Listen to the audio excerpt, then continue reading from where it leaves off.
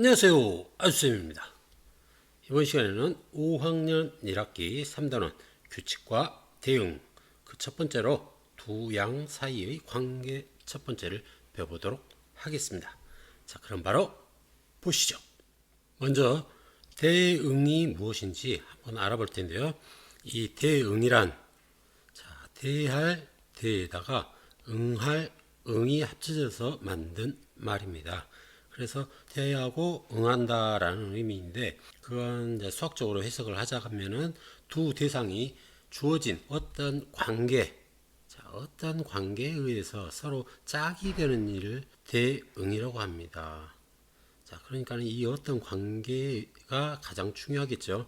어떤 관계에 있는지 서로 관계가 없으면 짝이 될 수가 없겠죠. 그러면 대응 관계가 성립하지 않는다는 겁니다. 그런데 어떤 관계가 있다. 그러면 그게 서로 짝이 되어서 대응 관계를 만들어낼 수가 있다는 겁니다. 예를 든다면은 교실의 책상의 수와 의자 수의 관계. 자, 책상이 10개가 있으면 의자도 10개가 있겠죠.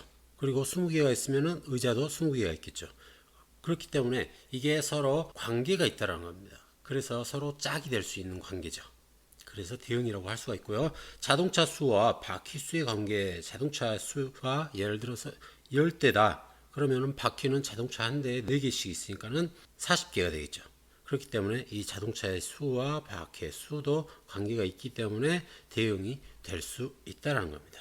그 다음 세발 자전거의 수와 그 다음에 바퀴의 수를 보게 되면 세발 자전거가 예를 들어서 3대가 있다. 바퀴의 수는 9개가 되겠죠. 자, 이렇게 세발 자전거의 수를 알게 되면은 바퀴의 수를 알 수 있는 관계가 있는 친구들을 우리는 대응이라고 할 수가 있습니다. 그리고 내 나이와 연도와의 관계. 내 나이는 12살인데 올해 2020년이에요. 그쵸? 자, 12살인데 2020년이에요. 그러면은 내가 13살이 되면은 몇 년이 될까요? 당연히 2021년이 되겠죠. 그러면은 2022년이 되면은 나는 몇 살이 될까요? 14살이 되겠죠. 자, 이렇게 서로가 서로에게 영향을 주게 된다는 겁니다. 그 다음 내 나이와 동생 나이의 관계. 예를 들어서 내 나이는 12살인데 동생은 10살이야. 그러면은 내 나이가 13살이 되면 동생 나이는 그대로 있는 게 아니라 마찬가지로 11살로 한 살이 올라간다는 겁니다. 이러한 것들을 우리는 대응이라고 합니다. 무슨 말인지 알겠죠? 자, 그럼 다음 보시죠. 그러면 이 관계를 알아서 뭐 할 수가 있나요? 자, 이건 우리 생활 속에서 상당히 밀접하게 관련되어 있는데요.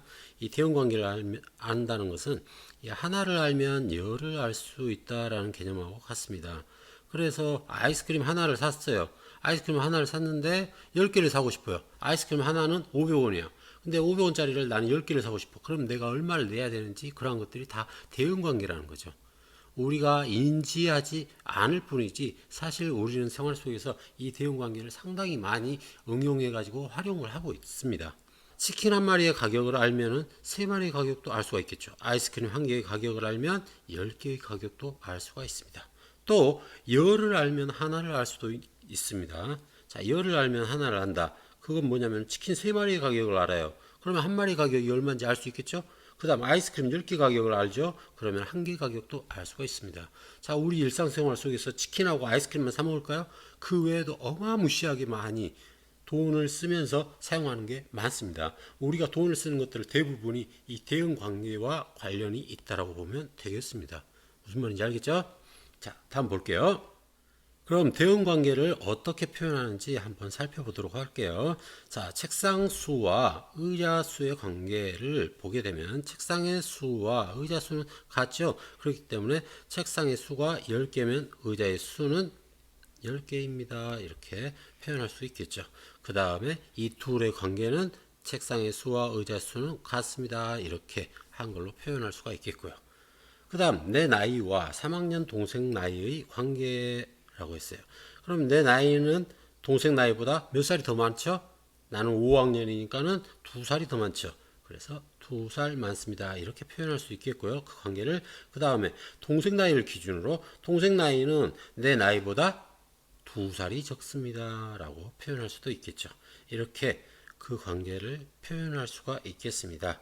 그 다음 이렇게 관계를 알고 있으면은 미래에 일어나지 않은 상황에서도 그게 어떻게 될 것이다 라는 것을 우리가 알 수가 있다는 겁니다. 예를 들어 내 나이가 20살이 됐어요. 20살이 되면 동생은 몇 살이 될까요?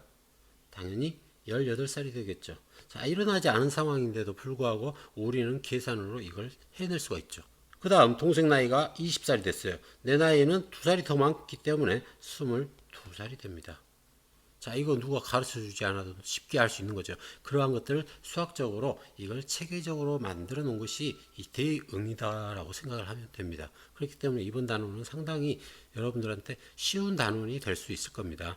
이걸 말로 표현하는 방법, 그 다음 식으로 표현하는 방법만 여러분들이 습득하면은 어렵지 않게 할 수 있을 거라고 봅니다. 자, 다음 볼게요. 자, 이번에는 자동차의 수와 바퀴의 수입니다. 자, 바퀴의 수는 자동차 수의 몇 배입니다 라고 했어요. 바퀴의 수가 4개고 자동차 수는 1개니까는 자동차 수의 몇 배가 되죠? 그렇죠. 당연히 4배가 되겠죠. 자, 배가 됩니다. 자, 자동차의 수는 그러면 바퀴의 수를 알고 있을 때 자동차의 수는 바퀴 수의 4분의 1이 되겠죠.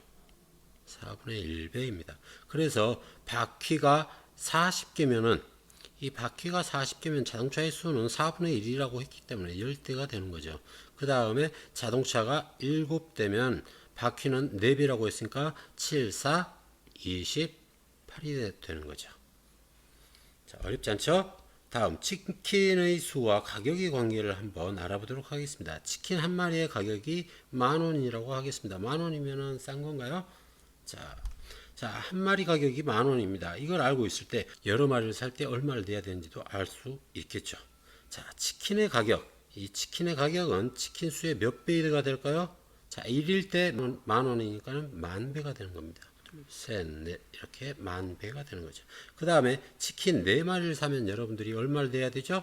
당연히 한 마리에 10,000원이니까는 40,000원을 내면 되겠습니다.